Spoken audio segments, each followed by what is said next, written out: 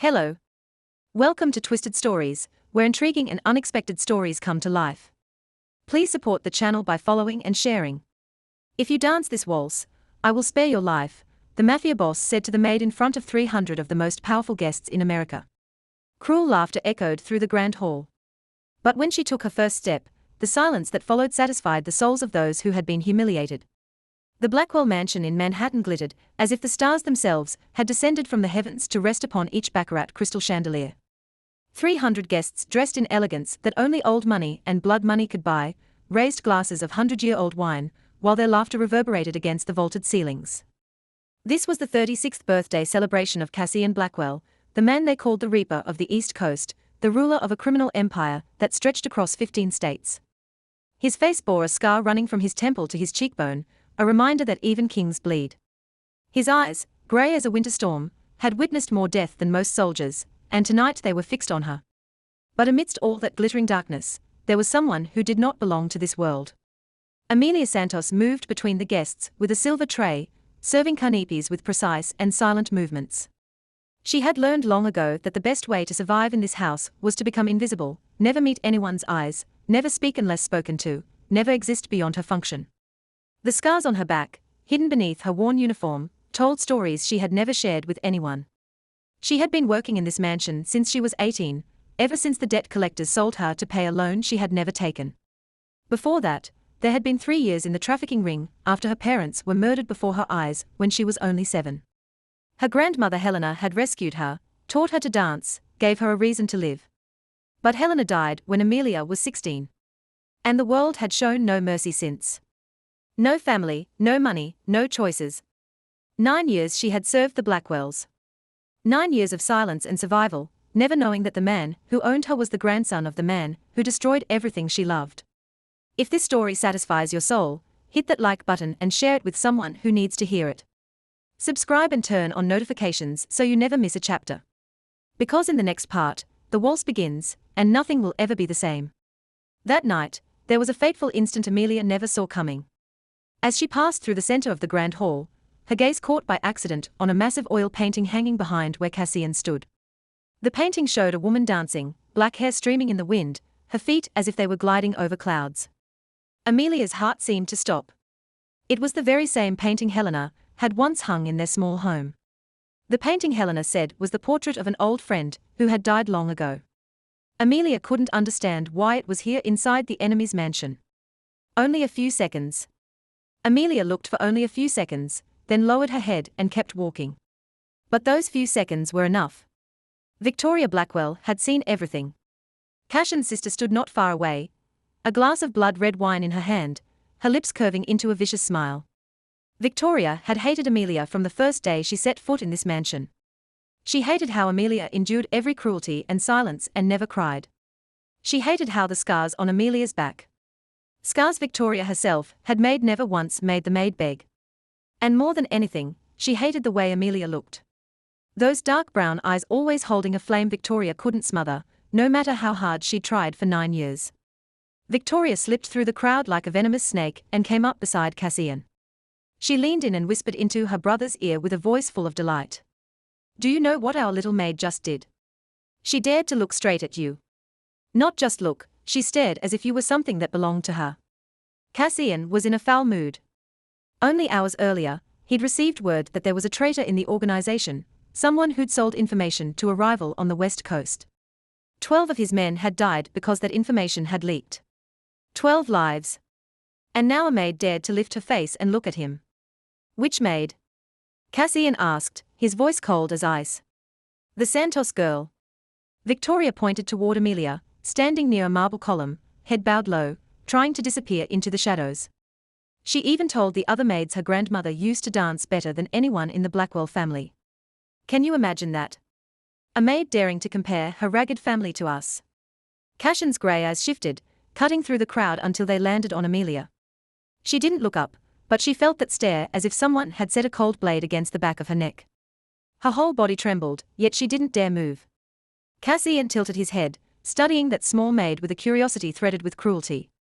For 9 years, she'd worked in this house, and he'd never truly looked at her. She'd been nothing but a shadow, a tool, an object that could move. But tonight, he wanted entertainment.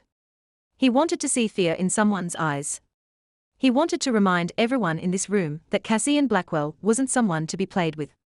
Fine, Cassian set his whiskey down, a cold smile blooming on his lips.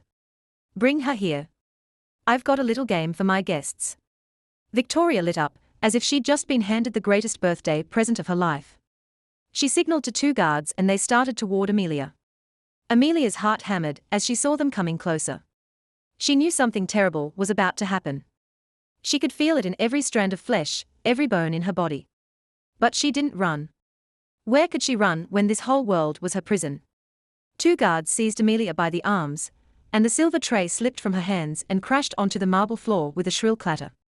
The canopies tumbled and rolled beneath the guests' feet. But no one looked down. Every pair of eyes fixed on the small maid being dragged away like a criminal. Amelia didn't fight. She'd learned long ago that resisting only made everything worse. The scars across her back were proof of that lesson, but her heart was racing out of control, and she felt as though she was being led to an execution. When they neared the stage where the orchestra was playing, Cassian lifted a hand and signaled for the music to stop. The sudden silence dropped over the hall like a heavy blanket, suffocating and absolute.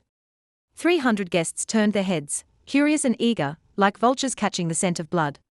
Ladies and gentlemen, Cassian's voice rang out low and cold, slicing through the air like a blade. I apologize for interrupting the party, but I've got a little entertainment for you tonight. A few giggles flitted here and there. They knew when Cassian Blackwell spoke of entertainment, it usually meant someone was about to endure something awful, and they couldn't wait to watch. Amelia was shoved up the steps leading to the stage. She nearly fell, but she forced herself to steady her feet. She wouldn't let them see weakness. She wouldn't give them that satisfaction. Cassian stepped in front of her, nearly a head taller, his shadow swallowing her like the darkness of death itself. This is Amelia Santos, he announced, his voice dripping with contempt. A maid in the Blackwell household for 9 years. She cleans our rooms, washes our clothes, serves our food, each word struck like a knife, carving at what little dignity Amelia had left. Yet she stood still, eyes lowered to the floor, letting nothing show on her face. Cassian tilted his head, studying her with a cruel kind of curiosity. My sister just told me something very interesting, he went on. This little maid claims her grandmother was once a dancer, and she even dared to say the woman danced better than anyone in the Blackwell family. Laughter erupted across the hall. Amelia felt heat rush to her cheeks, but she clamped her lips shut and said nothing. She hadn't said those words. She'd only spoken to Maria, the only maid who'd ever been kind to her, about Helena. But Victoria had heard and twisted everything. Did you hear that? Cassian turned to the crowd, his voice swelling with theatrical outrage, a maid daring to compare her ragged family to the Blackwell bloodline. My grandfather danced with European queens. My father was one of the finest waltz dancers of his generation. And she, he pointed at Amelia, dares to think her grandmother, a kitchen cook, could stand beside them. Victoria's laughter chimed from below, her face bright with malice. The other guests laughed too, the sound echoing like crows calling over Coion. Amelia felt tears rise, hot and urgent, but she swallowed them down. She wouldn't cry. She wouldn't ever cry in front of them. So, Cassian said, and his voice turned suddenly sweet in a way that made the skin crawl. I have a small proposal, a game, if you'd like to call it that. He drew a sleek black pistol from inside his vest. The crystal lights caught on the metal, glittering like dead stars. The entire hall went silent. Cassian set the gun on a small table beside the stage gently, as if he were laying down a flower. If you can dance this waltz, he said, his eyes locked on Amelia's. If you can dance like a real dancer, I'll spare your life. Amelia lifted her head for the first time, looking straight into his eyes. And if I can't, she asked, her voice trembling, but never weak. Cassian smiled, the smile of a predator that had finally driven its prey into a corner. If you fail, if you stumble, if you prove you're nothing but a maid who knows only how to scrub floors. He picked the pistol up again, and turned it slowly in his hand. I'll end your meaningless life myself right here on this stage. A horrified whisper spread through the hall, but no one spoke up to stop it. No one dared. This was Cassian Blackwell's law. This was his world, and in his world, a human life was cheaper than a glass of wine. Silence. Amelia stood in the middle of the stage, feeling the eyes of 300 people pierce through her like 300 needles. The gun lay on the table, glossy black and lethal, waiting. She could hear her own heartbeat, one beat after another, like a death drum. This was the moment she should have dropped to her knees and begged. This was the moment she should have sobbed and pleaded the way so many others had in front of Cassie and Blackwell. But instead, in that instant that felt endless, Amelia's mind drifted somewhere else. She remembered the tiny room in the slums where Helena taught her first dance steps. She remembered Helena's hands, thin but warm, holding her hands and guiding her as she turned in circles on an old wooden floor that creaked and groaned. She remembered Helena's voice, low and full of love. Dancing doesn't live in your feet, my girl. It lives in your soul. And your soul, the soul of the Valdez bloodline, is stronger than any storm, brighter than any star. Don't ever let anyone extinguish that flame. The flame. Amelia felt it flare inside her chest. Small but stubborn. The kind of fire 9 years of slavery couldn't put out. The kind of fire the scars on her back couldn't burn away. Helena had pulled her out of hell. Helena had taught her that no matter how cruel life became, she still had the right to hold her head high. And now, standing before death, Amelia suddenly understood something. If she died tonight, she wanted to die as a free woman, not as a slave on her knees. She wanted to die with her chin lifted, with the flame still burning, with Helena's dance running through her veins. Amelia drew a deep breath. Then she did what no one in that room expected. She raised her head and looked straight into Cassie Blackwell's eyes, not with a pleading gaze, not with fear, but with the look of someone who had accepted fate and still refused to bow. Cassion's grey eyes widened slightly. In a single heartbeat, he saw something in the dark brown eyes of his maid. Something he couldn't name. It was an empty defiance. It was deeper, stronger, as if an entire ocean was hidden behind those eyes. I accept. Amelia's voice carried, soft but steady, cutting through the silence like a blade. A stunned whisper rippled through the hall. Victoria's mouth fell open. Even the guards exchanged surprised looks. No one thought she'd accept. They thought she'd fall to her knees, sob, beg, and Cassian would grant her a quick death, as a kind of mercy. But Amelia wasn't finished. I accept, she repeated. Clearer now, but I have a condition. A condition. Cassian lifted an eyebrow, a flicker of amusement touching his cold face. Who do you think you are to set conditions with me? Amelia didn't flinch. If I can dance this waltz, if I can prove the blood in my veins isn't as ordinary as you think, you won't just spare my life. She paused and drew another breath. You'll set me free. Completely free. Victoria barked out a laugh. She's insane. This maid is insane. But Cassian didn't laugh. He watched Amelia, head slightly tilted, as if he was staring at a strange creature he'd never seen before. 9 years she'd lived in this house. And this was the first time he was truly seeing her. Fine, Cassian said, slow and measured. If you surprise me, you'll be free. He stepped closer. Close enough that she could smell whiskey and expensive tobacco on his breath. But I'm warning you, he whispered low enough that only she could hear. I'm not easily surprised. Amelia didn't step back. She held his storm-colored gaze and answered, her voice no more than a breath. You will be. Cassian stepped back and signaled to the orchestra. Maestro Julian Crane, who'd sat in silence at the grand piano all evening, suddenly lifted his head. His aged eyes settled on Amelia's face, and something like a strange flash crossed his gaze, as if he'd just seen the ghost of the past. But no one noticed his reaction. Every eye was fixed on the maid standing in the center of the stage. Amelia bent down and slowly slipped off the old black shoes she'd worn for 9 years. They were worn and frayed, their soles rubbed thin, carrying the traces of thousands of quiet steps through cold hallways. She set them aside gently, as if she were laying down the weight of a lifetime of humiliation. Then she straightened barefoot on the icy marble floor. A few giggles rose from below. Look at her. She's going to dance barefoot, Victoria said loudly, her voice dripping with ridicule. Typical maid. She can't even afford shoes. But Amelia didn't hear her. She'd closed the door of her mind, sealing herself away from the cruelty around her.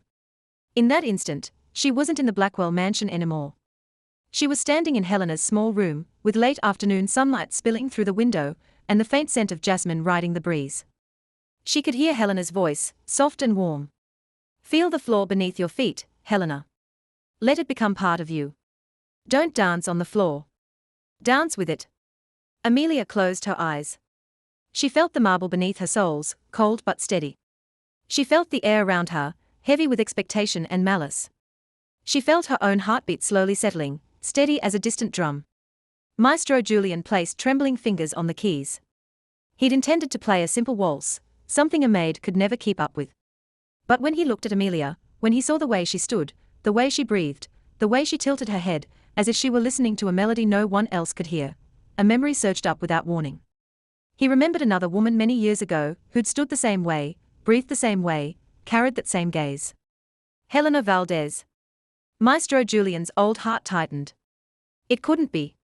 It couldn't be a coincidence. Yet his hands moved on their own.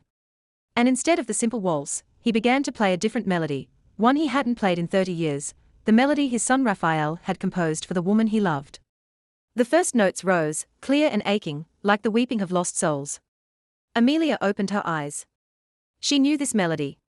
Helena had sung it to her every night before sleep. Helena said it was the song a man had written for her, the man she loved but could never be with. And now that melody was sounding inside the enemy's mansion, as if fate itself were opening a door Amelia hadn't known existed, she began to move. The first step was light as breath, as if she were testing whether the floor could bear the weight of her soul. The second step was surer, a small turn, her arms lifting as though she were holding an invisible partner. The third step. And Amelia was no longer Amelia.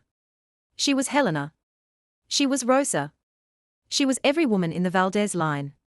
Women who had loved and lost and wept and risen again. She was a flame that would never die. The melody swelled, and Amelia rose with it. Her bare feet skimmed across the marble, as if they were gliding over clouds. Her black hair came loose, flying with each turn. The frayed maid's uniform suddenly didn't matter, because everyone could see that the person dancing on that stage wasn't a maid. It was a queen. It was fire. It was a storm. The waltz poured from Amelia like water from a spring, natural and impossible to stop. Every step told a story. Every turn carried a memory. Every tilt of her head held an entire lifetime of sorrow. She wasn't dancing to prove anything to Cassie and Blackwell, or to the 300 guests staring at her with open mouths. She was dancing for Helena, for her mother Rosa, for her father Miguel, for everyone who'd loved her and had been stolen from her arms. The melody shifted into its climax, and Amelia spun like a whirlwind. The skirt of her worn maid's uniform flared around her, no longer a symbol of submission, but becoming wings. In that moment, under the glittering crystal lights, she wasn't the maid being humiliated. She was a fallen angel rising out of hell. And then in the middle of that turning, Amelia felt something strange. She wasn't dancing alone anymore. An invisible hand seemed to close around hers, guiding her, steadying her, lifting her. A familiar warmth wrapped around her. The scent of jasmine and freshly baked bread, the smell of the small home where she'd once been happy. Helena. Amelia didn't know if it was a hallucination or a miracle, but she could feel Helena here right beside her, dancing with her like in the old days. She heard Helena's voice whisper at her ear, gentle and proud. Beautiful, my girl, let your soul lead. Don't think, don't be afraid, just feel. Tears streamed down Amelia's cheeks, but she didn't stop. Those tears flowed into the dance, becoming part of the story she was telling. She danced through the pain of losing her parents at 7 years old. Through 3 years of hell in the hands of traffickers, through Helena's death, through 9 years of slavery inside this very house. Every step was a scar. Every turn was another fall and another rise. Every lifted arm was a reach toward light in endless darkness. Maestro Julian Crane played as if he were bewitched. His old fingers flying over the keys, as though some supernatural force were guiding them. Tears ran down his wrinkled face, but he didn't wipe them away. He knew now. That silhouette, that way of moving, that tilt of the head. This couldn't be coincidence. This girl had to be connected to Helena Valdez, the woman his son had loved until his final breath. The waltz slipped into its most sorrowful passage, where the melody sounded like the crying of broken hearts. Amelia slowed, her movements turning softer, as if she were gathering her pain into her arms instead of running from it. She arched backward, face lifted toward the ceiling, eyes tightly closed as if surrendering herself to some unseen power. In that posture, the fabric at her back slipped down, revealing the scars across her skin. Scars layered over scars, old and new, the marks of whips, the marks of punishment for mistakes she'd never made. 300 guests saw those scars. And for the first time that night, some of them felt something other than pleasure. They felt shame. They felt horror. They understood that this girl wasn't just a maid. She was a survivor. She was a warrior. Amelia turned one last time. Fierce and powerful as a storm before it breaks apart. The melody surged to its peak. The notes rising high like the scream of a soul finally set free. And then abruptly everything stopped. Amelia stood at the center of the stage, her chest rising and falling, sweat shimmering on her skin like diamonds. Her dark brown eyes opened, and in those eyes there was no pain left, only peace, the quiet calm of someone who'd finally set down a burden carried for an entire lifetime. She was done dancing. She was done telling her story. And whatever happened next, whether Cassian Blackwell kept his promise or not, Amelia knew she'd won, not by defeating him, but by defeating the fear that had imprisoned her for so many years. In that absolute silence before anyone could react, Amelia whispered a sentence only she and Helena's spirit could hear. "I did it, Grandma. I didn't let them extinguish the flame." 10 seconds, 20 seconds, 30 seconds. The silence stretched on as if time itself had stopped moving. 300 people stood frozen. No one daring to breathe too loudly. No one daring to shift, as if they'd all just witnessed a miracle and were afraid that any sound might shatter the dream. Then somewhere in the crowd, a glass slipped and fell. The crack of shattered crystal against the marble rang out like a bell, waking the entire hall from its trance, and the reactions began. Victoria Blackwell was the first to break out of her paralysis.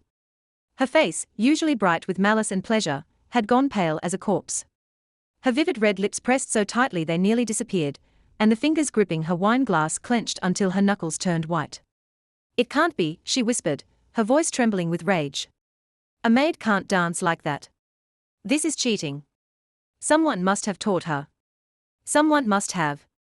But no one heard Victoria because everyone was looking at Amelia, and everyone knew what they'd just witnessed wasn't the result of a few dance lessons. It was a gift. It was blood. It was something that couldn't be taught or learned, only something you were born carrying. In another corner of the grand hall, Margaret Blackwell was crying. She tried to hold it back, had bitten her lip until it bled. Yet the tears still poured down, unstoppable.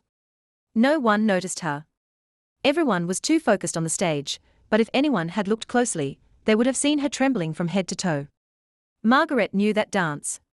She'd seen it more than 30 years ago, when she was still a young woman newly brought into the Blackwell family.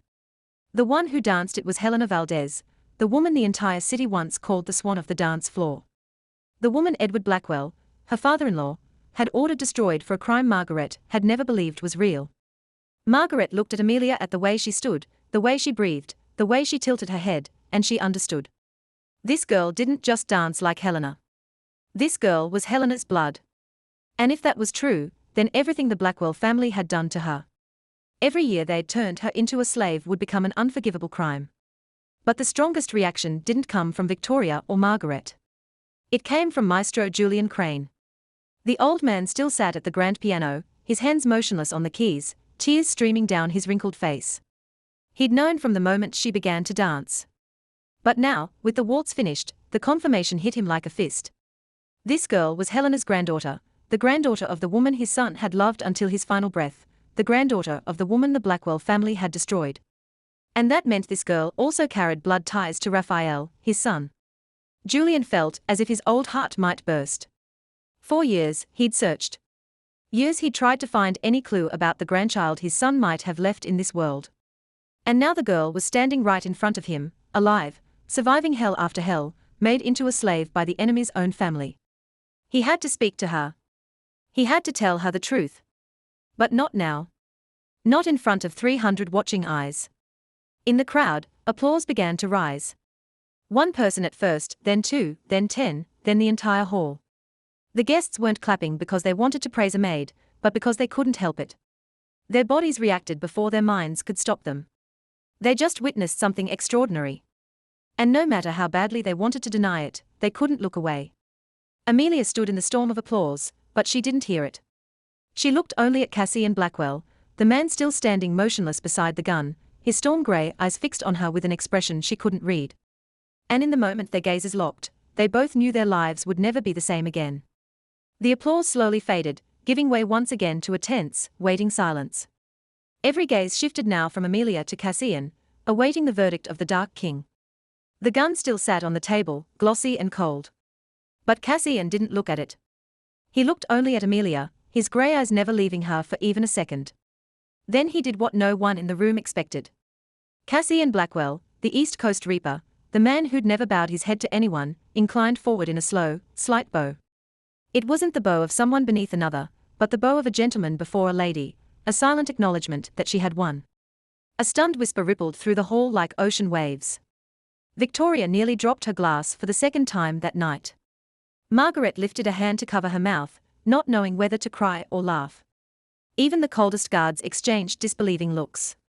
No one had ever seen Cassian bow to a woman. Not once. Amelia stood still, her chest still rising and falling from the dance, but her gaze didn't waver. She waited. She waited for him to speak. She waited for him to keep his promise.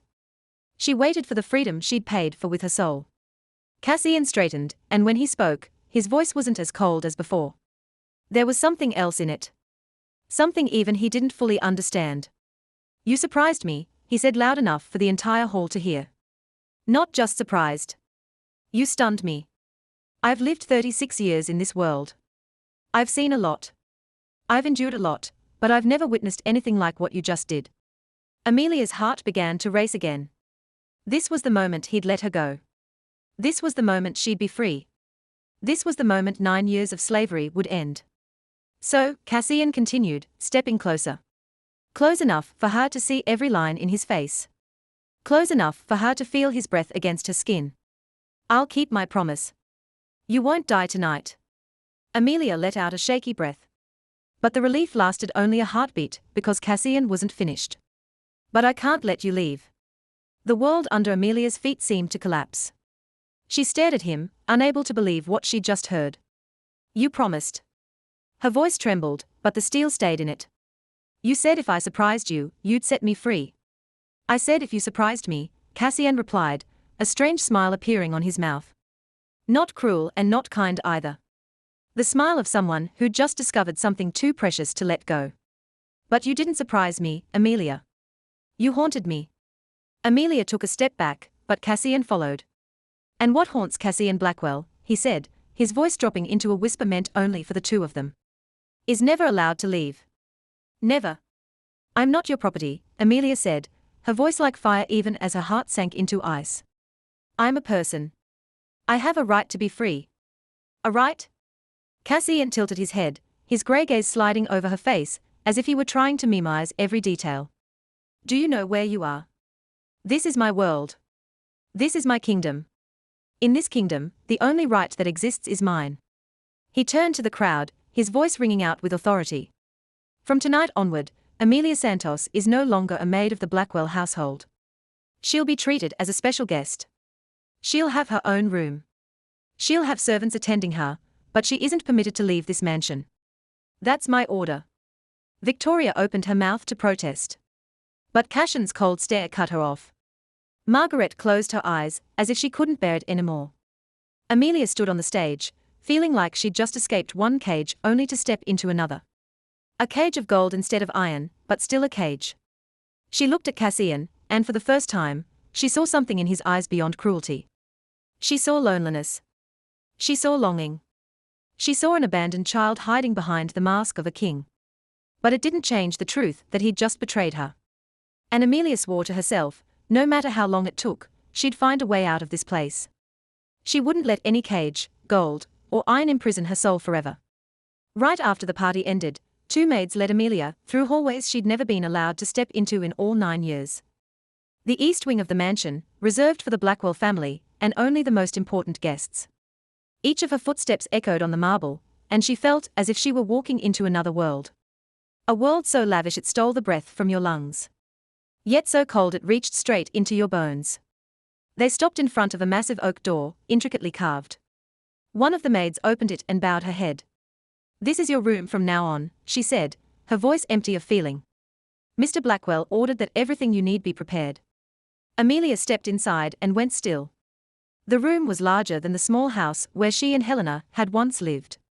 A 4-poster bed draped in deep red velvet, sheets of pure white silk.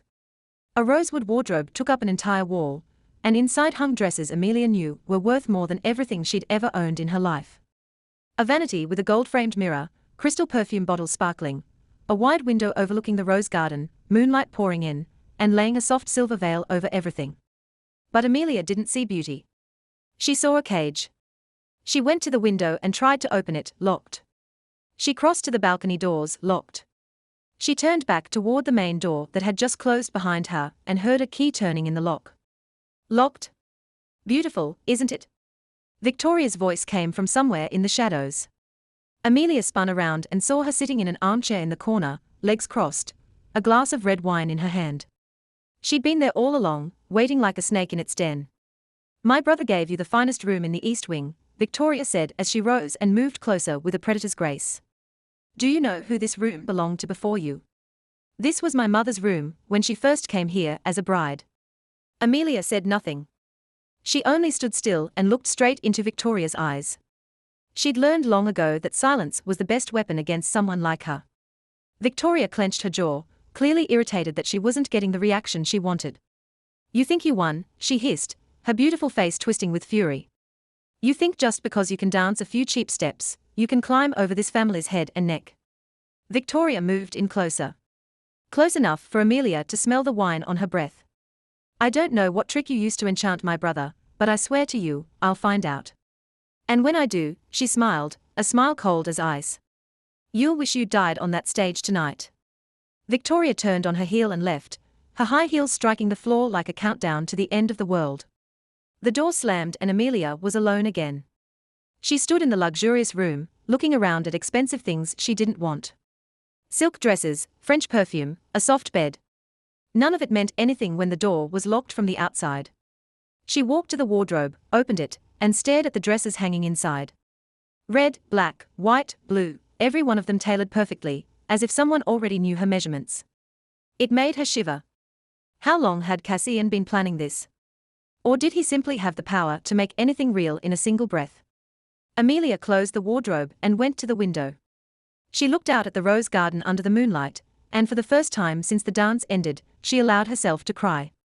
Tears slid down her cheeks, fell onto the windowsill, and disappeared into the dark. She danced like she'd never danced before. She'd laid her entire soul onto that stage. She'd won, but her victory had only traded an iron cage for a golden one. She was still a prisoner, still Cassian Blackwell's possession, still without the right to decide her own life. Grandma, she whispered into the darkness. What am I supposed to do now? But Helena didn't answer. There was only the sound of wind slipping through the window seam, cold and lonely. Amelia wiped her tears and lifted her head. She didn't know what to do, but she knew one thing. She wouldn't give up. She'd survived the hell of trafficking. She'd survived 9 years of slavery.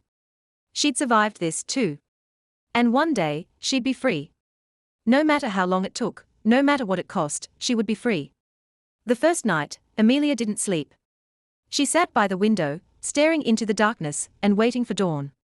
The second night, she didn't sleep either. But this time, it wasn't fear or worry that kept her awake. It was because he came. Cassian appeared at midnight, when the entire mansion had sunk into silence. No knock at the door, no warning, only the sound of a key turning. And then his tall figure filled the doorway. Moonlight laying a silver streak across the scar on his face. Amelia sprang up from the chair by the window, survival instinct forcing her to step back, but Cassian didn't come closer. He only stood there, leaning against the frame, grey eyes fixed on her in the dark. Dance, he said, and it wasn't an order so much as it was almost a plea. Amelia stared at him as if he'd lost his mind. He'd locked her in this room, turned her into a prisoner, and now he wanted her to dance for him like some circus monkey. No, she answered, her voice hard as steel. Cassian didn't get angry. He only tilted his head, as if her answer was exactly what he'd expected. Then talk to me, he said. About what? Amelia shot back, not bothering to hide the challenge in her tone. About your grandmother. About the one who taught you to dance like that. Amelia went silent for a long time. Then she spoke, her voice flat and cold. Why should I tell you anything?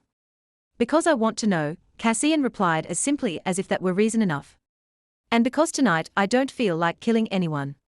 I need something to keep me entertained. He said it like a joke, but Amelia knew it wasn't entirely a joke. This was Cassian Blackwell, a man who could kill someone over breakfast and still eat with an appetite. But that night, he didn't kill anyone. He didn't force Amelia to dance either. He only sat down in the chair across from her and waited. And somehow, maybe because her loneliness had been trapped inside her for too long, maybe because she needed to speak the things she'd buried for years, Amelia began to tell him. She told him about Helena, about the small home in the slums, about afternoons learning to dance on an old wooden floor that creaked beneath her feet, about the smell of jasmine and toasted bread, about how Helena called her little flame and said that one day she'd burn the whole world. Cassian listened in silence. And when Amelia stopped, he asked a question that caught her off guard. Did your grandmother ever mention a man named Raphael? Amelia froze. Raphael? That name? Helena had mentioned it once, only once, in a fevered haze before she died. She'd said Raphael's name and cried, tears of someone who'd lost the most precious thing in the world.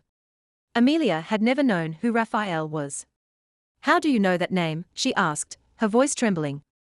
Cassian didn't answer right away. He looked out the window, grey eyes as if they were staring into a distant past. My father used to mention the name Raphael, he said, his voice dropping lower. He said Raphael was a pianist, the son of Maestro Julian Crane.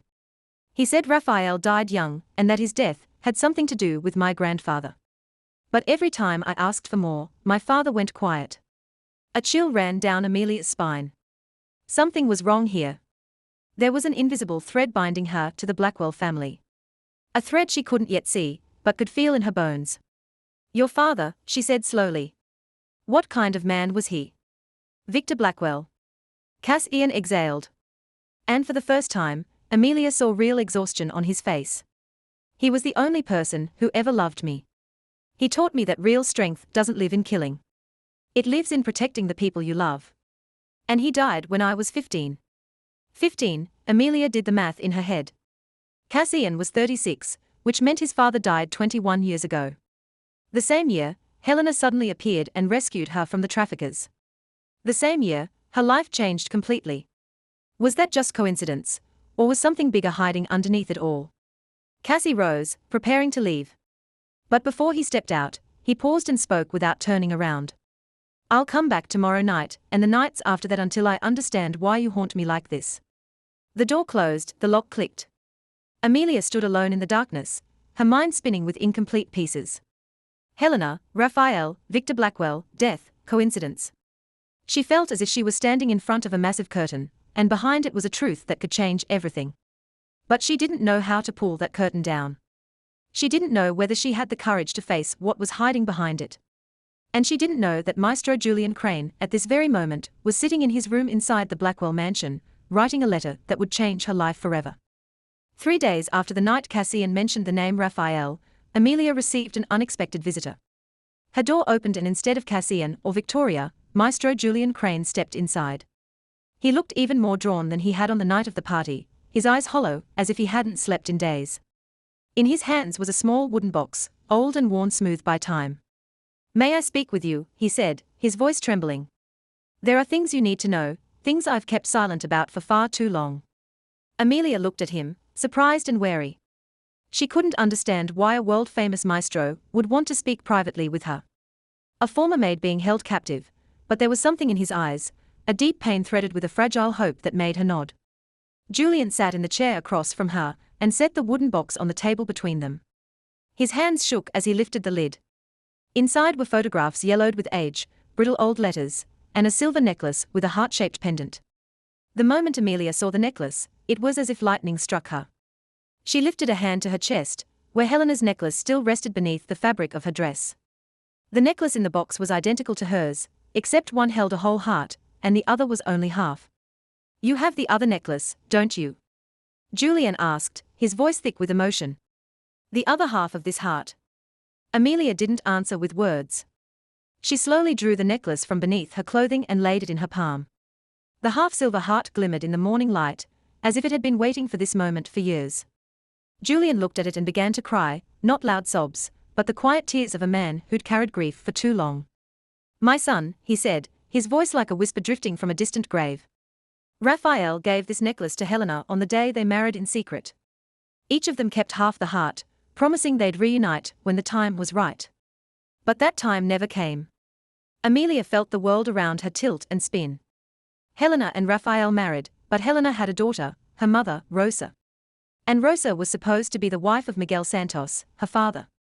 So what was the truth? Helena and Rafael loved each other from the time they were very young. Julian continued, his aged eyes staring into empty space, as if he were watching the past unfold. Rafael was a gifted pianist, and Helena was a genius on the dance floor. They met at a performance, and from that moment, fate bound them together. They married in secret, because the Blackwell family wouldn't accept the marriage. Edward Blackwell, Cashin's grandfather, forbade Rafael from going near Helena. Why? Amelia asked, her voice shaking. Because Helena was the daughter of Antonio Valdez, the true founder of the empire the Blackwell family now holds, Julian answered. And every word hit Amelia's understanding like a hammer. Edward didn't want anyone reminding the world of the Valdez family. He'd stolen everything from them, and he feared that if Rafael married Helena, the truth would be exposed. Amelia struggled to breathe. Helena, the woman who saved her, raised her, was the heir to an empire. And she, Amelia, was Helena's granddaughter. Then what does that mean?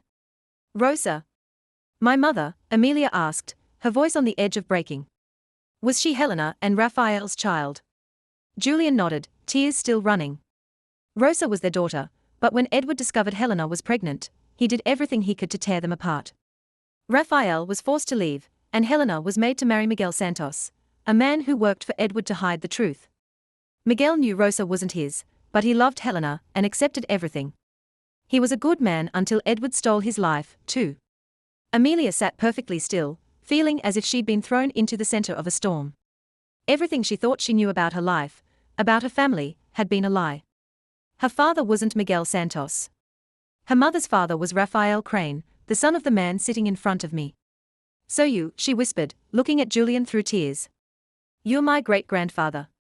Julian rose, stepped closer, and knelt in front of her, his old hands closed around hers, trembling but warm. I never stopped looking for my son's grandchild. And now, finally, I've found you. Amelia couldn't hold it in anymore. She cried, the tears pouring out like a dam, finally breaking after years of restraint. She wasn't alone in the world anymore. She had a family. She had roots. She had a great-grandfather. But inside that painful joy, one question still burned in her mind. If the Blackwell family stole everything from the Valdez family, if they killed Rafael, destroyed Helena's life, then what role did Cassian Blackwell, the man holding her captive, play in all of it? That same night, while Amelia was still drowning in the shock of Maestro Julian's revelations, Cassian Blackwell was standing in a hidden basement beneath the mansion. He'd found it entirely by accident while searching for clues about the traitor inside his organization. A false wall in his grandfather Edward's office, disguised so perfectly for decades, had opened onto a staircase leading down into darkness. And at the bottom of those steps was a small, damp room with an old safe sitting in silence like an unexcavated tomb. Cassian stood in front of the safe, his hands trembling in a way that felt unnatural. He was the East Coast Reaper. A man whose hands never shook when he pulled a trigger. Yet right now he was shaking. Something in the wet, stale air of that cellar made him feel as if he was standing at the mouth of hell. The safe's combination was his father, Victor's birthday. Cassian had tried every string of numbers he could think of, and in the end, it was the birthday of the only man Edward had ever loved that opened the lock. Inside was a metal box, and inside that box were documents yellowed with time.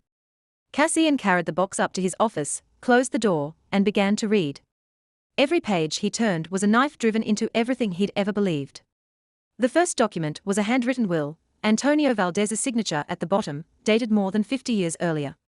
In that will, Antonio left his entire empire, including a network of businesses stretching across the east coast of the United States, to his only daughter, Helena Valdez. Cassian read the name again and again, feeling as if someone had thrown cold water in his face. Helena Valdez, the woman Amelia called her grandmother, the woman who taught Amelia to dance the waltz that haunted him. The second document was a letter written in his grandfather Edward's own hand, a confession he'd never meant anyone to read. In it, Edward described how he'd risen step by step from an ordinary bodyguard into power. Antonio Valdez had trusted Edward like a son, had taught him everything about running the empire, had treated him as more than family, and Edward had repaid that trust by poisoning Antonio slowly over 3 years, making his death look like a natural illness. After Antonio died, Edward forged a new will, naming himself the heir. He framed Miguel Santos, an innocent man, forcing Miguel to take the blame in order to protect his wife, Helena, and their daughter, Rosa. Edward promised he wouldn't touch Helena if Miguel stayed silent, but it was a devil's promise. Cassian felt sick. The empire he'd inherited, the empire he'd killed to protect. The empire he'd believed was the Blackwell legacy had been built on blood and lies. His grandfather wasn't the founder. His grandfather was a thief, a killer, a traitor. But the worst was still ahead. In a thick file, Cassian found records of the deaths of Amelia's parents. Miguel and Rosa Santos had been murdered on Edward's direct orders when they tried to run from his control. Amelia, only 7 at the time, should have died with them, but somehow the child had survived. Edward ordered a hunt for her, but Helena, who'd been secretly watching her daughter's family for years, found Amelia first and hid her away. Cassian set the file down, his hands shaking violently. Everything was starting to make sense. Why his mother, Margaret, had always looked at Amelia with guilt in her eyes. Why she'd hired Amelia as a maid even when they didn't need anyone else. She knew Margaret knew who Amelia was, and she tried to protect the girl in the only way she could, by keeping her close inside this house, where she could be sure no one else would find her and kill her. But Edward had died 10 years ago. Why had Margaret still stayed silent? Cassian flipped to the last page of the file and found the answer. Another letter, this one from Edward to Victoria, his sister, written just before he died. In it, Edward revealed the full truth to Victoria and gave her the task of continuing to protect the family secret. Victoria knew. His sister knew everything, and she'd kept quiet for 10 years, letting Amelia be treated like a slave inside the very house that should have been hers. Cassian surged to his feet, kicked the chair over, and roared with a madness of rage. Everything he'd known about his family, about his grandfather, about his sister, had been a lie. And Amelia, the woman he'd locked away, the woman who haunted him, wasn't just a maid. She was the true owner of this empire. She was the rightful heir to everything he possessed. And he'd made her a prisoner in her own house for 9 years. Cassian stared down at his hands. Hands that had killed more people than he could count. And for the first time in his life, he felt disgust for himself. Cassian couldn't stop reading. Even though every page felt like a blade slicing into his soul, he kept turning them, kept searching as if some invisible force were driving him forward. Inside that thick file, he found a small notebook with a worn leather cover.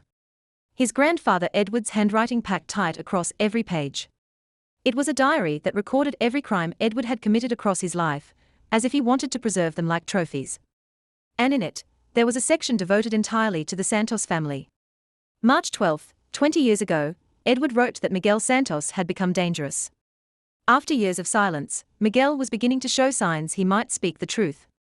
He'd secretly contacted a lawyer, trying to gather evidence that Edward had stolen the Valdez empire. Rosa, Miguel's wife, had also discovered the truth about her own origins, that her real father wasn't Miguel, but Rafael Crane, the man her mother, Helena, had loved for her entire life. Rosa wanted to find Helena, to reunite with her mother, to restore honor to the Valdez family name. Edward couldn't allow that to happen. Cassian ride on, every line like acid eating straight through his heart. Edward had ordered his assassins to break into the Santos home in the middle of the night. Miguel was shot dead in the living room, as he tried to protect his wife and child. Rosa was dragged from the bedroom, tortured to force her to reveal where Helena was hiding, but she didn't speak. She died in the arms of the killers, her blood staining the floor red. Yet her lips stayed sealed, guarding her mother's secret until her final breath. And Amelia Cassian felt his hands shaking hard when he reached this part. Amelia was only 7 then, asleep in her small room when the gunfire erupted. She woke, ran into the living room, and saw her father lying motionless in a pool of blood. She screamed for her mother, ran to her parents' bedroom, and saw Rosa being dragged across the floor, blood spilling from a wound in her chest. Her mother saw her, and with the last of her strength, Rosa cried out, "Run, my child. Run and don't come back. Find Helena. She'll protect you." Amelia ran. A 7-year-old child ran out the back door. Ran into the night. Ran until her little legs couldn't carry her anymore. The assassins chased her, but somehow she escaped. Maybe the darkness hid her. Maybe it was luck. Or maybe, as Edward wrote in his diary with bitter resentment, the hand of fate had shielded that child. But fate wasn't entirely merciful. Amelia escaped Edward's killers, only to fall into the hands of a trafficking ring. 3 years. 3 years the child lived in hell, sold and resold like an object, enduring things no child should ever have to endure. Until Helena found her. Edward never knew Helena had rescued Amelia. He believed the child had died inside the trafficking network, a convenient ending for a potential threat. He never imagined that Helena, the woman he'd stolen everything from, was still watching in silence, still waiting in silence, still protecting what little remained of her family. Cassian closed the diary, unable to read another word. He sat in the darkness of his office, head bowed, shoulders trembling. Everything he'd known about his grandfather, about his family, about himself, had collapsed into ash. His grandfather wasn't the hero who'd built an empire from nothing the way Cassian had been taught. Edward Blackwell was a murderer, a thief, a man who'd slaughtered an entire family just to keep his crimes buried. And Amelia, the girl he'd imprisoned, the girl who haunted him, the girl he'd refused to set free. She was the victim of his own bloodline. She'd lost her parents because of his grandfather. She'd suffered 3 years of hell because of his grandfather. She'd been a slave in this house for 9 years. In the house that should have belonged to her, in the house built on her family's blood. Cassian rose and walked to the window, staring out at the Manhattan night. He didn't know what to do with this truth. He didn't know how to face Amelia. But he knew one thing. He couldn't keep living inside a lie. And someone had to pay for what had happened. The only question was who. Cassian was about to rise and leave his office, but his eyes caught another file lying at the bottom of the metal box. This one was thinner, bound with a black leather cord, and on the cover was a name that made his heart feel like it stopped. Victor, his father's name. With trembling hands, Cassian opened the file and began to read. And if what he'd read before had been knives to the heart, what he read now was a full destructive storm tearing through his soul, leaving nothing behind but ruins. Victor Blackwell didn't die in a car accident the way Cassian had been told for 21 years. Victor died because of his own father, Edward Blackwell. In the file, Edward had recorded everything with the terrifying calm of a man with no conscience left. Victor, his only son, had accidentally discovered the truth about the origins of the Blackwell Empire. It happened the year Cassian was 15. When Victor was cleaning his father's office and stumbled upon a hidden safe, a safe identical to the one Cassian had opened tonight. Victor read everything about Antonio Valdez, about Helena, about Rafael, about Miguel and Rosa Santos, about the 7-year-old child named Amelia who'd been pushed into hell. And unlike Edward, Victor wasn't a monster. He was a man with a conscience. The only person in the Blackwell family who still had any humanity left. Victor confronted Edward, demanded that his father confess, demanded that he return everything to the Valdez family, demanded that he take responsibility for the lives he'd stolen. He even prepared a complete dossier to send to federal law enforcement, ready for the Blackwell Empire to collapse if that was the price of justice. Edward couldn't allow that. In his diary, he wrote about his son with a cold kind of regret, as if he were speaking about a chess piece that had to be removed from the board. Victor was too weak, too idealistic, too much like his mother. He didn't understand that in this world, the strong survive and the weak get crushed. And because he didn't understand, he had to go. The car accident that night wasn't an accident. Victor's car had been sabotaged. The brakes cut. Edward stood at his office window and watched his son drive away from the mansion for the last time, knowing Victor would never return, and he felt no remorse. In the final line of that section, Edward wrote something that made Cassian want to vomit. Victor was my only failed product, but I still have Cassian. The boy has my instincts, my ruthlessness. He'll be a worthy heir. Cassian hurled the file into the wall and screamed in agony. The sound tore through the office, through the halls, maybe through the entire mansion, but he didn't care. His father, the only man who'd ever truly loved him. The man who taught him that real strength lived in protecting the people you love. The man who'd held him every night, when he was small and told him that no matter what, his father would always be there. That man had been murdered by his own father for daring to do what was right. Cassian collapsed to the floor, his knees slamming into the marble with a painful crack, but he felt nothing. Physical pain was nothing compared to what was ripping his soul apart. 21 years. 21 years living inside a lie. He'd cried at his grandfather Edward's grave. Had sworn to protect his legacy. Had killed to keep the empire Edward left behind. And all that time, he never knew he was protecting the legacy of the man who killed his father. He had become the very thing his father despised. Ruthless, cold-blooded, without conscience. Edward had been right. Cassian was Edward's perfect product, a monster raised on lies and hatred. And now that monster was on his knees, crying like an orphan for the second time in his life. "Dad, Cassian whispered into the darkness, his voice splintering like glass. I'm sorry. I'm sorry I didn't know. I'm sorry I became what you hated most. But no one answered. Victor Blackwell had died 21 years ago, taking his dream of justice into the grave. And Cassian, the son he'd loved, had lived his entire life without ever knowing the truth. While Cassian was sinking into the darkness of the truth about his father, an uninvited guest appeared at the Blackwell mansion. Rico Santos, 65, Miguel Santos's younger brother, the man the world believed had died 20 years ago.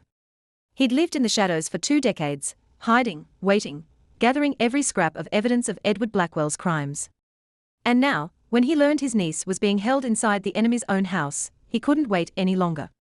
Rico broke into the mansion through a secret passage known only to those who had once worked for the Valdez family, a passage Antonio had built more than half a century earlier.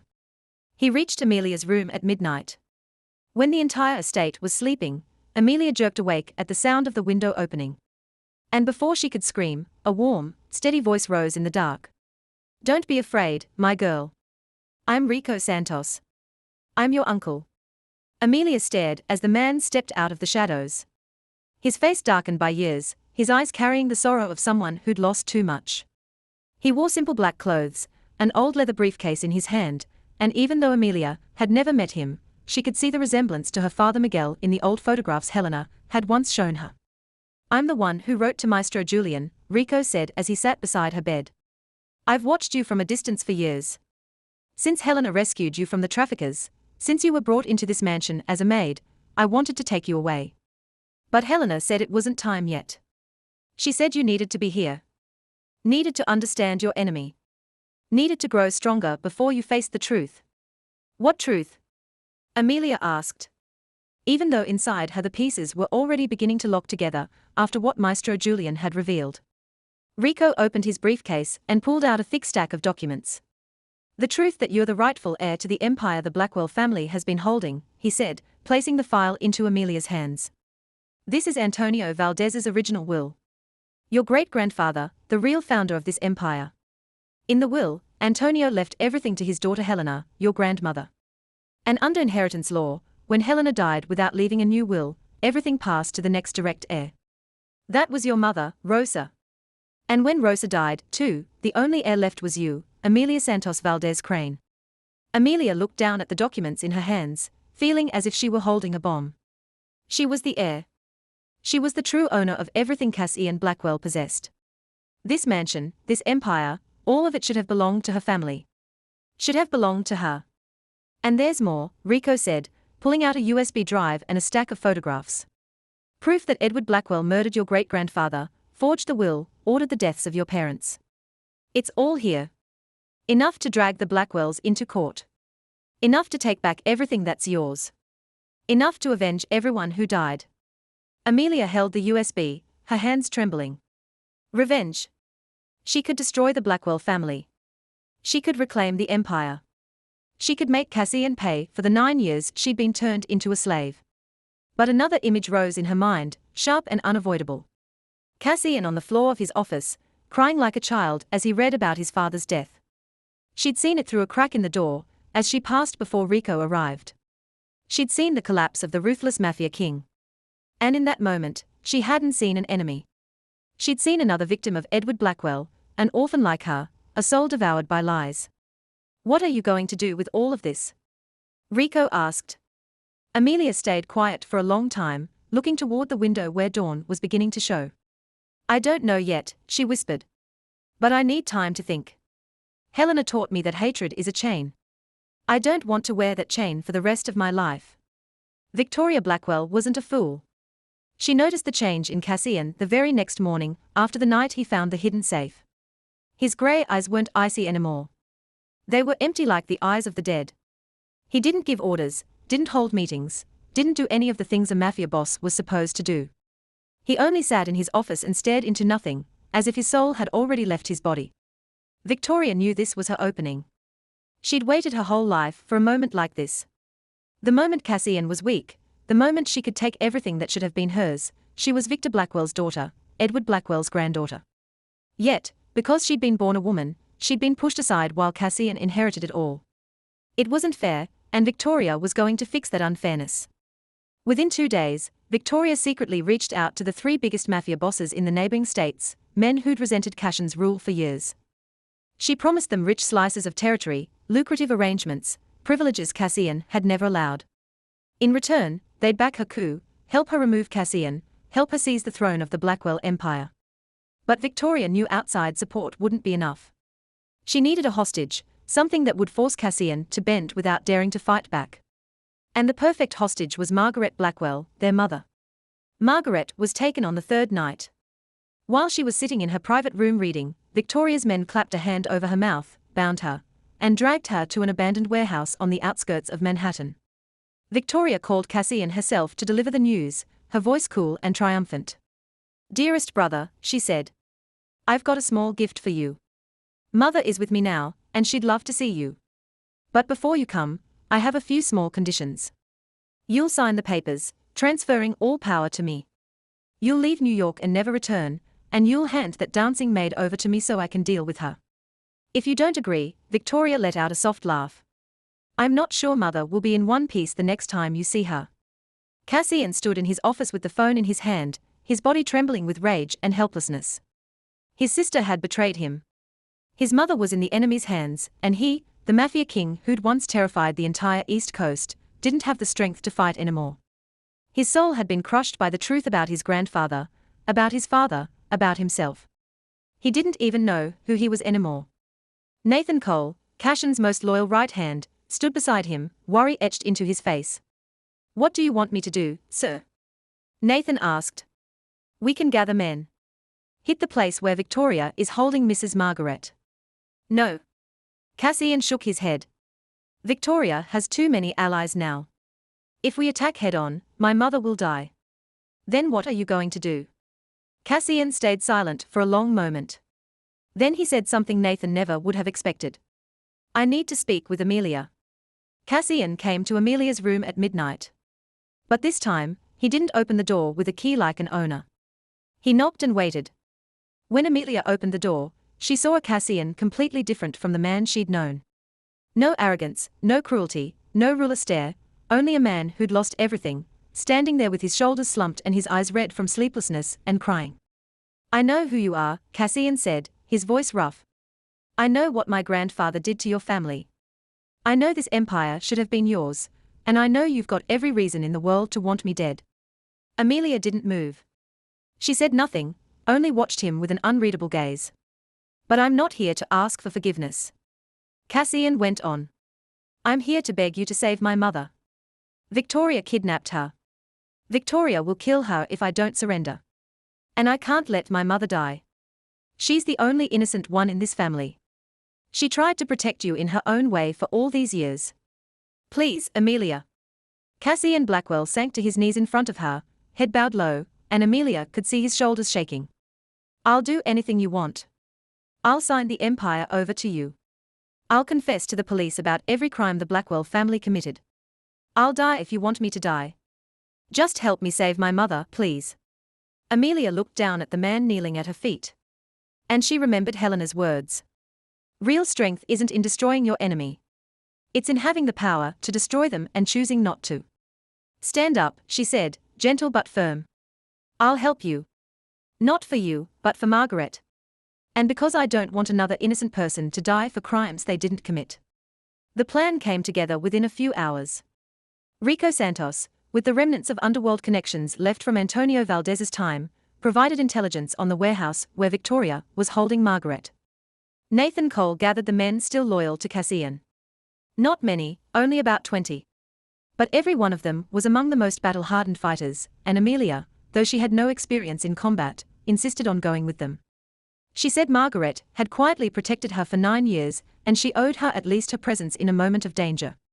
They entered the warehouse at 3 o'clock in the morning when the darkness was at its thickest and the enemy's vigilance was at its lowest. Nathan led a strike team through the front entrance, drawing the attention of Victoria's men. Meanwhile, Cassian, Amelia, and Rico slipped in through the back where they knew Margaret was being held. Gunfire exploded like fireworks from hell. Sparks flashed in the dark and cries of pain echoed between cold concrete walls. Cassian guided them through shadowed corridors, his pistol ready to fire. But his mind wasn't cold the way it used to be. Every time he squeezed the trigger, he asked himself whether he was doing what was right, or only feeding the same spiral of violence his grandfather Edward had started. They found Margaret in a small room on the second floor, her hands and feet bound to a chair, her mouth gagged. When she saw Cassian and Amelia step in, her eyes lit with hope, but they were also full of fear. She tried to shake her head, tried to warn them about something, but it was too late. Applause sounded from the corner of the room, and Victoria stepped out of the darkness, her gun aimed straight at Amelia. "How touching," Victoria said, her voice dripping with mockery. "My brother, the infamous mafia boss, begging a maid for help. Grandfather must be twisting in his grave." "Put the gun down, Victoria," Cassian said, his voice tight. "This is between me and you. Don't drag other people into it." Victoria laughed, sharp and unhinged. "Don't drag other people into it," she screamed. "You dragged this maid into our lives the night you forced her to dance. You let her enchant you, make you weak, make you lose a Blackwell's instincts, and now you want me to spare her." Victoria kept the gun trained on Amelia, her eyes burning with hatred. "Do you know why I hate you?" she asked Amelia. "Not because you're a maid, because you're a Valdez. I knew 10 years ago when grandfather told me. I knew you were a threat to this family. I've wanted to kill you for a long time, but grandfather said to wait, to keep you here so we could watch you. And I waited. But grandfather's gone now, and I don't have to wait anymore." Everything that happened next unfolded in only a few seconds. But for Amelia, it felt like an entire century. Victoria pulled the trigger. Cassian lunged toward Amelia. The shot cracked. Blood? Amelia felt a crushing weight slam into her. And when she opened her eyes, she saw Cassian sprawled over her, blood spreading across his shirt. He'd taken the bullet for her. "No!" Amelia screamed, catching Cassian. "No, no, no. Why would you do that?" Cassian looked at her, his grey eyes already starting to blur. But a strange smile rested on his mouth. The smile of someone who'd found redemption. "Because it's what my father would do," he whispered. "Protect the one you love." Victoria stared at the scene in shock and fury. She lifted her gun, ready to fire a second shot, but she'd forgotten someone. Nathan Cole. He'd slipped into the room through the back door, while Victoria was focused on Amelia and Cassian. Another shot rang out, but this time Victoria went down. The bullet tore through her shoulder, making her drop the gun and collapse. Nathan stepped forward, kicked Victoria's gun out of reach, and snapped cuffs on her wrists. "It's over," he said coldly. "You lost." Amelia didn't hear anything. She focused only on Cassian in her arms, his blood soaking her hands. She ripped fabric from her own clothing and pressed it to the wound, trying to stop the bleeding. "Hold on," she said, her voice shaking. "Don't you die. You're not allowed to die. You still owe me my freedom, remember?" Cassian gave a faint laugh, then coughed up blood. "You're still thinking about freedom?" he asked, his voice weak. "You've been free since the moment you danced that waltz. I was just too blind to see it." "Don't talk," Amelia said, tears streaming down her cheeks. "Save your strength. The ambulance will come." Cassian lifted a hand, trembling as he touched her face and wiped away her tears. "Don't cry for me," he whispered. "I don't deserve your tears." Then his eyes fell shut and Amelia's world felt like it was collapsing. 3 days. 3 days. Cassian lay motionless in a hospital bed, surrounded by the steady beeping of a heart monitor and the harsh sting of disinfectant in the air. The bullet had gone through his right lung, only a few inches from his heart. The doctor said his chance of survival was about 30%. And even if he made it, nobody knew when he'd wake up or whether he'd wake up at all. Amelia didn't leave the hospital for those 3 days. She sat beside Cassian's bed, watching his face, pale as paper, watching his chest rise and fall weakly beneath the rhythm of the ventilator. She didn't understand why she was here, why she cared what happened to this man. He was the grandson of the man who'd murdered her parents. He'd imprisoned her, turned her into a captive inside her own home. He was the embodiment of everything she should have hated, but he was also the one who'd thrown himself into the line of fire to save her. On the second day, Rico Santos came to see her. He brought the old leather briefcase full of evidence of the Blackwell family's crimes, set it on the table beside the hospital bed, and looked at Amelia with a stern gaze. "It's time, my girl," he said. "Cassian is in a coma. Victoria's been arrested. The Blackwell empire is in chaos. This is the perfect moment to reveal the truth." To take back everything that belongs to the Valdez family. To avenge your parents. Helena, everyone who died.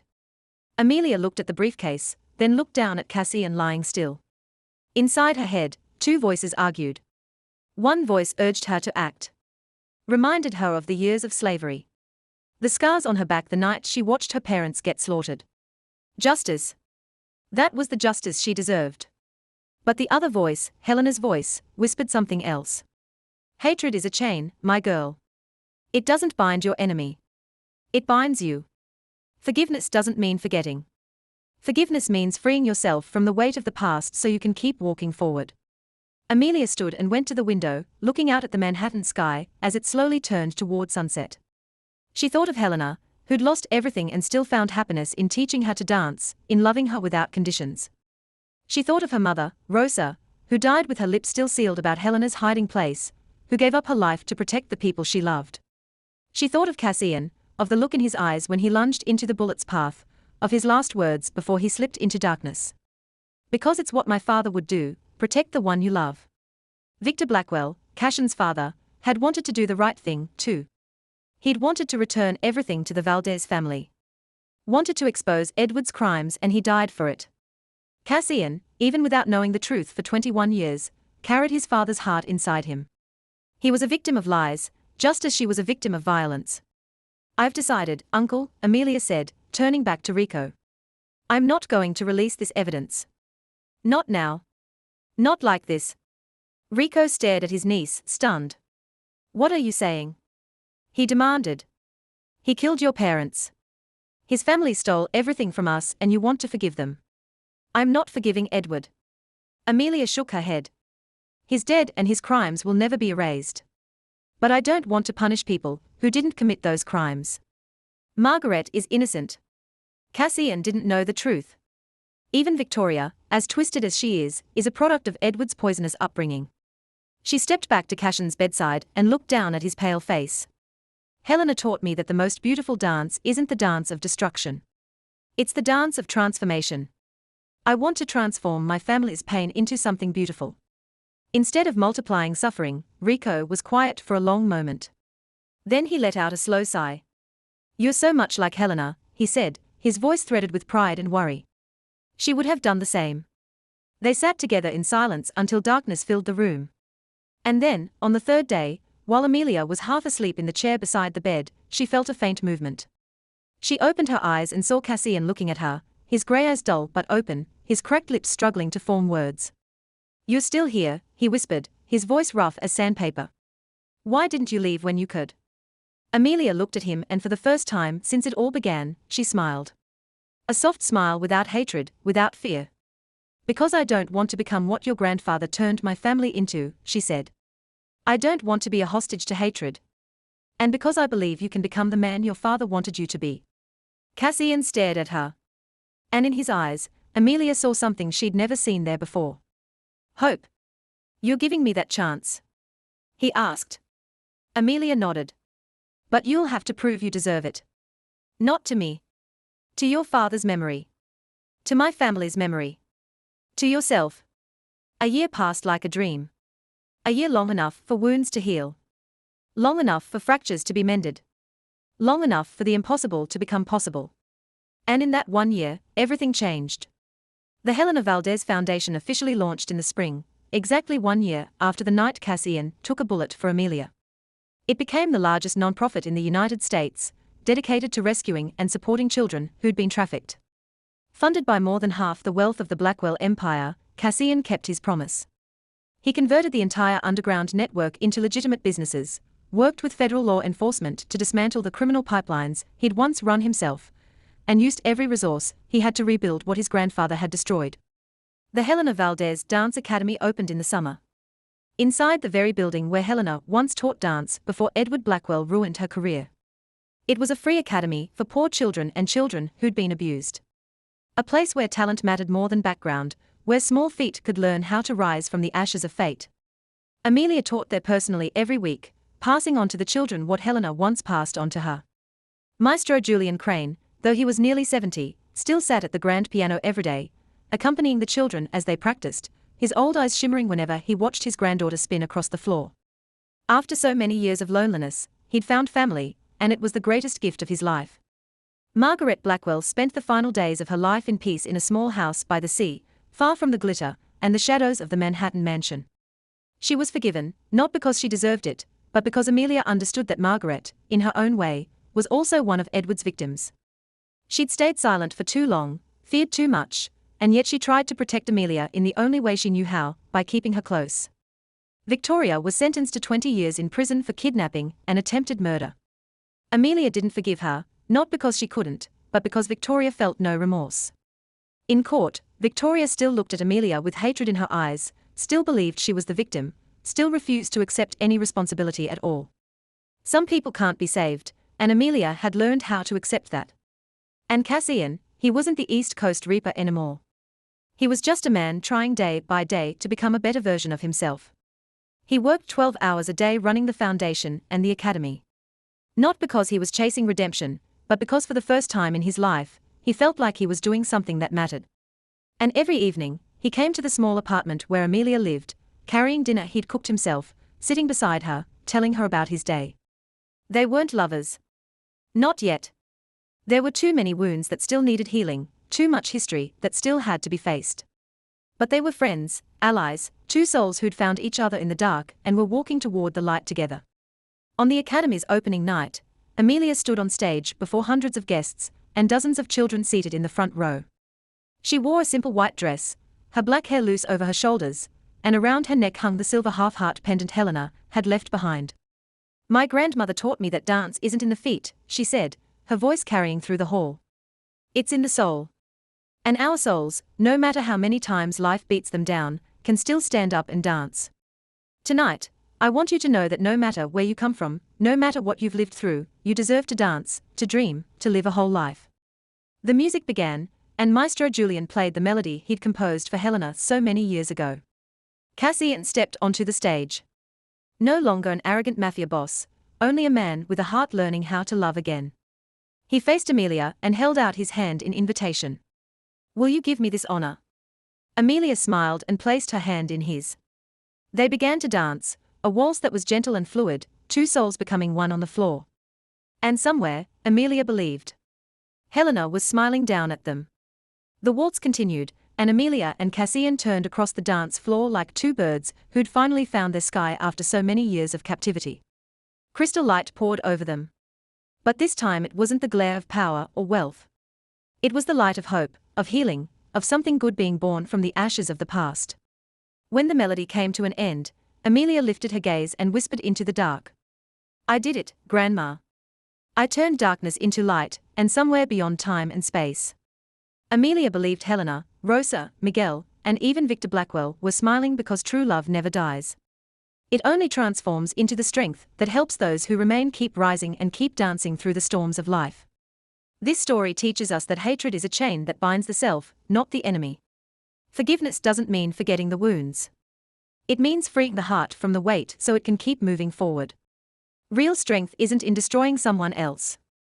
It's in having the power to destroy and choosing instead to transform pain into something good. And no matter how many times life throws you into the abyss, your soul can still stand up and dance. Thank you for listening to this story all the way to the very last moment. How did this story make you feel? Did it make you think of anything in your real life? Have you ever had to face the choice between forgiveness and revenge? Share what you feel straight from your heart in the comments below. We truly want to hear your thoughts and your story. If this story touched your heart, please subscribe, hit like, and share this video with the people you love so they can listen to meaningful stories every day, too. Wishing everyone watching this video good health, a joyful life, and peaceful days ahead. Goodbye for now, and we'll see you in the next video.